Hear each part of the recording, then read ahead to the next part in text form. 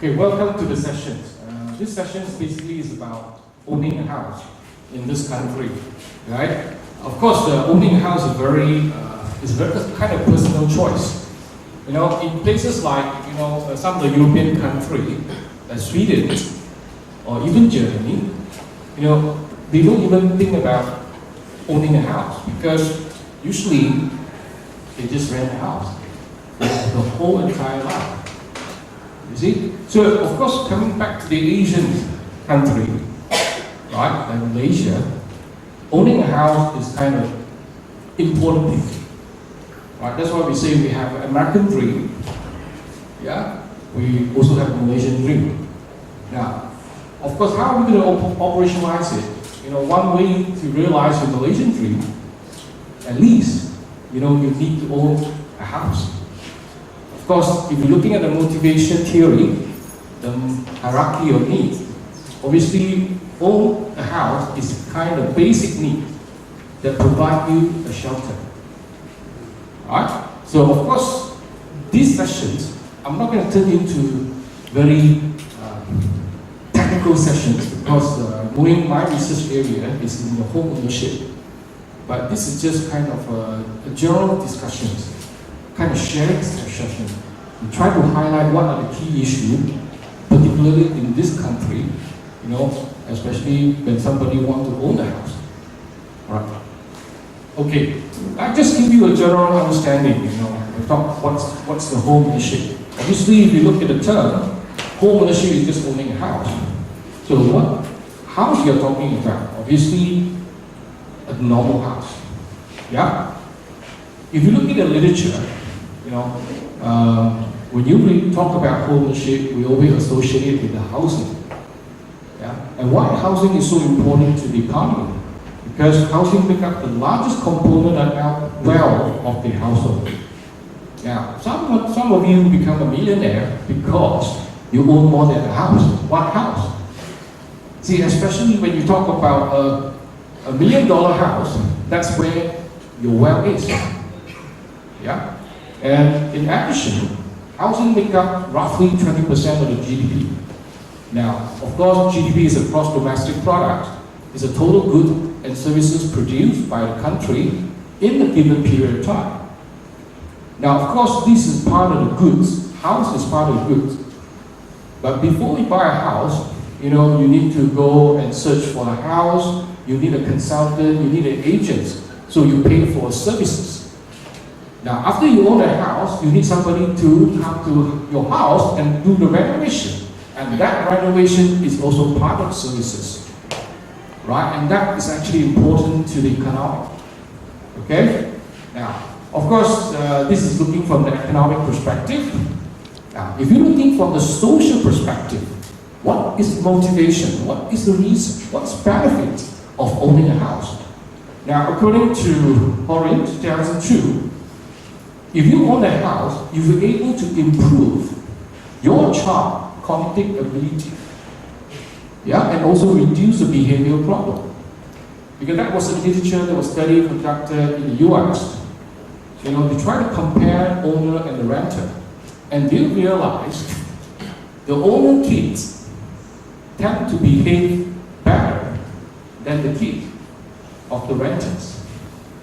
Yeah, that actually was the scientific statement. And of course, home ownership also able to create motivation for homeowners to enhance the quality of the community and develop homeowner connection to their neighbors. Now, we talk about social capital investment. Yeah? So obviously, if you own a house, you're able to have a neighbor. And do not underestimate your neighbor. Because to some extent, you're able to improve your social capital investment through interactions. Yeah? So these are kind of literature, right, from the economic perspective and also social perspective. Okay? Again, I'm not here to promote, want you to buy a house, but just to share with you what are the literature we have, as far as the whole nation is concerned. Now, if you want to own a house in Malaysia, what types of houses you can own? First, of course, if you choose not to own, you can go for the rental housing. Then you can also go for the low-cost housing. Well, it's between 35,000 and 42,000. Now, let me tell you something here. If you look at the 42,000, obviously, if you're looking at the market rate, definitely it's more than this amount. So obviously, this type of housing is highly subsidized by the government. Okay, and the government actually doing it for definitely for obvious reasons, for social reasons, for economic reasons, there's many reasons. Then of course, the ones we usually talk about, medium and high cost housing, and of course right now, for the past 5 years, nowadays government focus a lot on affordable housing. Yeah. So these are the types of housing available in the country. Yeah.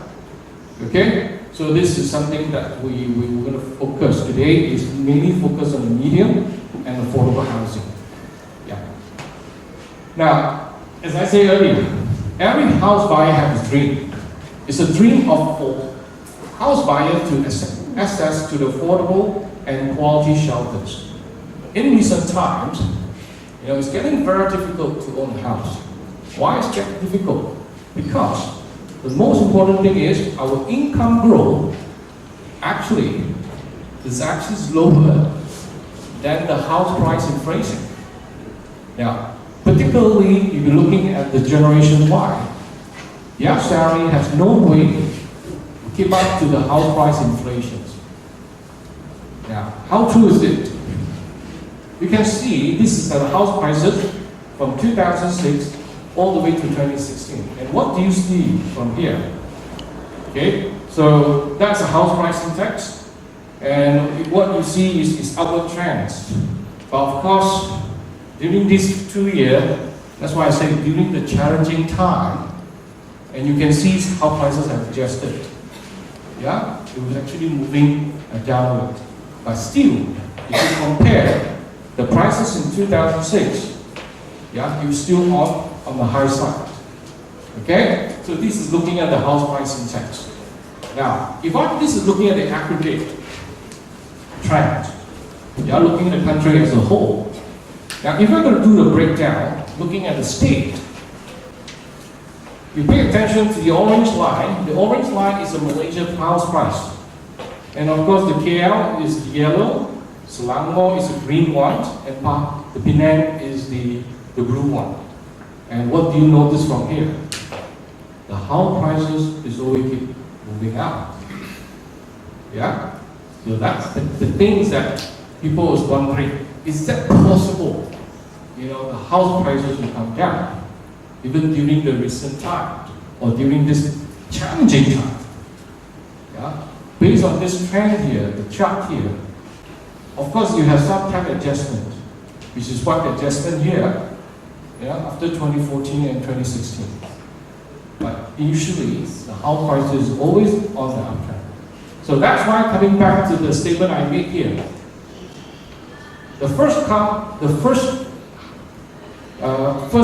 home buyers, first-time home buyers, their income, no way, they will actually keep up to be the price growth, especially the house price inflation. All right.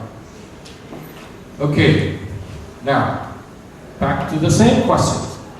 Will price come down? Yeah? The answer is most housing developers will never reduce price, but will merely reduce the supply of the new property to balance the weaker demand. Okay? There's no way that they control the demand and supply. Knowing the supply is low, so what they do, they react to the supply by cutting down the supply. They react to the demand, the poor demand, by cutting down the supply, in the hope that the price will stay the same. Okay. Now, what's the issue here? Okay, big problem here in Malaysia is because of these rapid urbanization, everyone moving to the city, right? To live in the city. Of course, by 2020, 75% of Malaysian populations they will be staying in the city. yeah, which actually is urban population. But given the fact that the land area in the city is a limited resources. So again, back to demand supply concept, because you have a limited land, so what do you think? House builders are unable to produce houses at a price which are low enough for the urban middle income household. This is the biggest challenge we have right now. Okay, is there any way we can solve this problem? Any solution to it? Yeah. Obviously, government have find ways to improve the livability of the people in this country by introducing a various housing scheme. Now, look at the types of housing scheme available right now. The first one, My First Home Scheme. The second one, the Prima Housing Scheme. Now, these are the criteria. If you want to apply for all these affordable housing scheme, you have to fulfill the criteria as stated down here. Now, for example, for the My First Home Scheme, you're talking about the houses maximum is 400,000. For the Prima houses, is 100,000 to the 400,000. And of course, in order to qualify for the first time, the first home scheme, your income shouldn't go anything more than 10,000. Yeah. For Prima, previously was 6,000. Now they have also gone up to 10,000. Why they gone up to 10,000? I will explain to you why. Because if you cap the price 6,000, it's impossible for somebody to own a house. Even, especially you're talking about household income, more than 6,000, still have a big, it's quite challenging for them to own a house. That's why the government adjusted by raising the income bracket to 10,000. Then of course the age limit for the My First Home Scheme between 18 to 35 years old for Prima house, there's no age limitations. Of course, these are the loan financing. They can give you up to 10%. And of course, they also, for the Prima, they give you 100% stamp duty exemption. So these are the incentives, for you to realize the dream of the homeownership. Now, of course, in the state of Selangor, they also talk about the Rumah Selangor. Okay, so you can actually go to the website and actually to list down, these are the criteria. You see 42,000, 100,000, 250,000. So these are kind of house prices they're talking about, see? So it's available. Just happened recently, me and my colleague here, Chong, went up to one of the developers and collect this as the application form for Selangor Group. If you're interested, you can can go down, this is the form that you actually can apply. You see? So these are the ways for you to own a house. But again, these just housing schemes that are available to the public now. But the question is,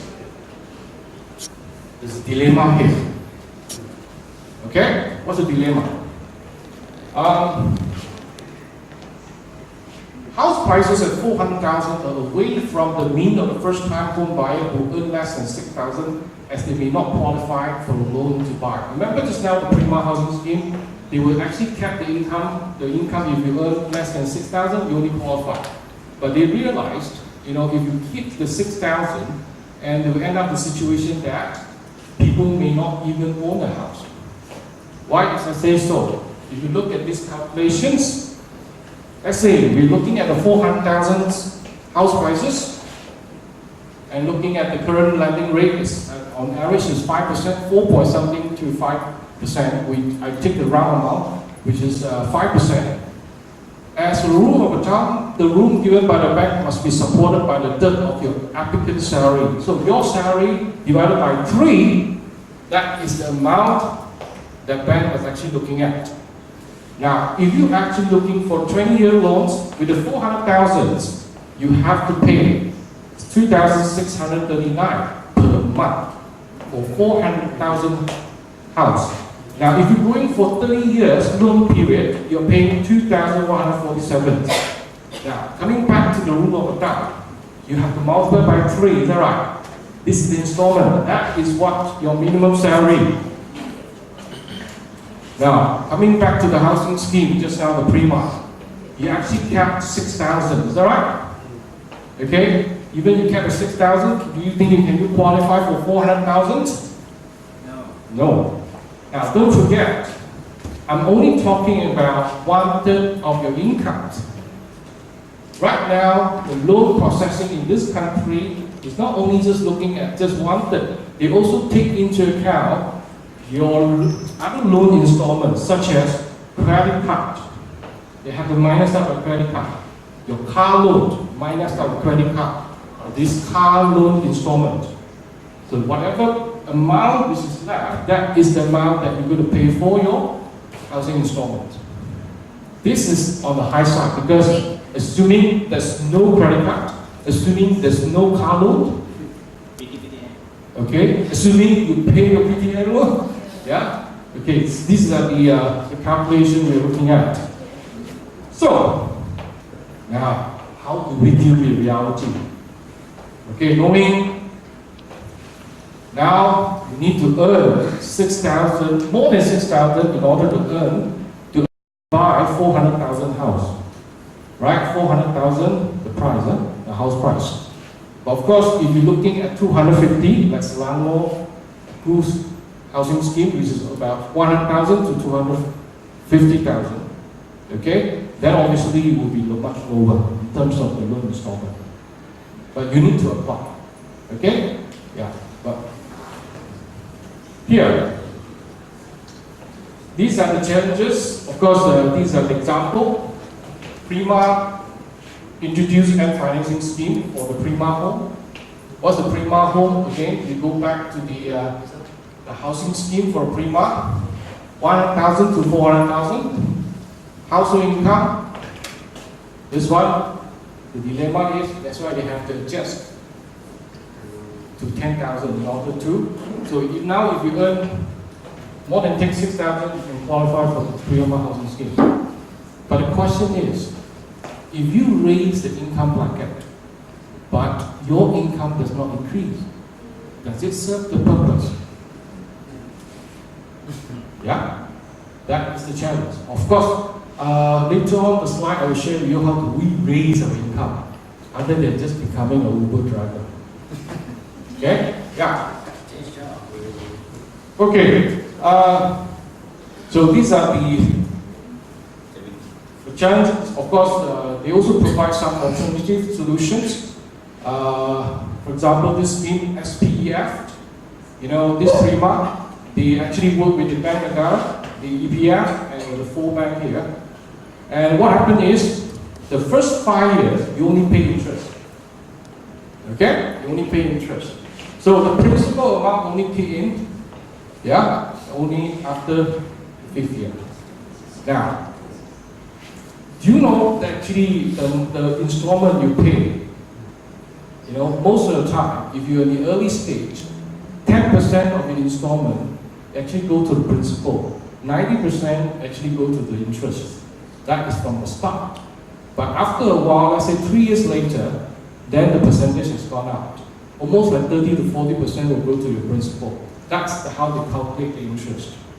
Alright? Now, for this Prima housing scheme, the first 5 years, you don't need to touch the principal. Okay? You just pay the interest, right, to finance. Then, of course, you can take the money from the EPF account, right, to do the finance. Yeah, to finance your house purchase. So this is one of the options dealing with the reality. Now, of course, I was looking at the kind of discipline. Yeah? We talk about discipline here. If you're thinking to own a house, you need to have a discipline. What discipline we're talking about? You have to set 10 to 15% of your money income into your saving. Now, assuming we're looking at this amount, which is 400,000, how long does it take for you to have the 10% down payment? Yeah? So it will take 8 years. Okay? If you're looking at the 10%. So if you want to shorten it, let's say I want to increase to 50%. That's a challenge, right? That only thing that 8 years we can reduce to 2 years. So, I talk about reality here. So how are you going to save for what we call the down payment?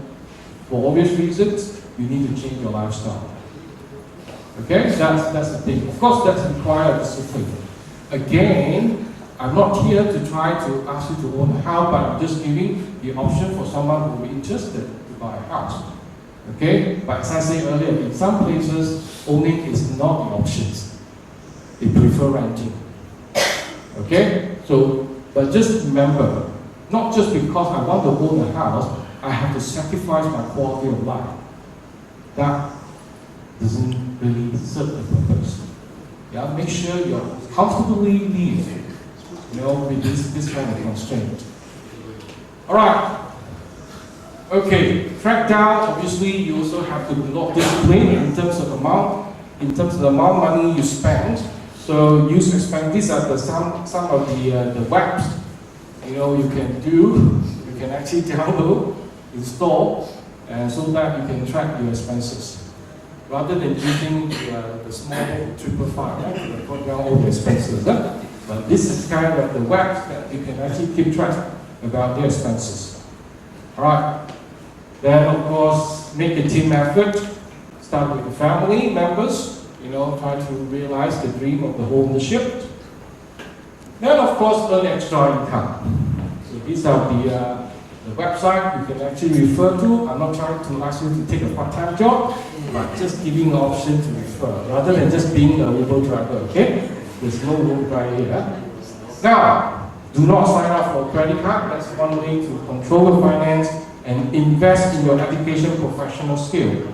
If you are a degree graduate, if you want to upgrade, to improve your education qualification, then just by all means sign up the master course. Right? AGSB offering 70% discount to Unita staff if you sign up for our MBA program. Okay? Alright. I've done my promotion. Alright. Okay. It's live. Say again? It's live, so you can wait one more time. Perhaps for all faculties. Yeah, don't worry. I mean, just in many ways because there's always associations here. With a higher qualification, definitely you can.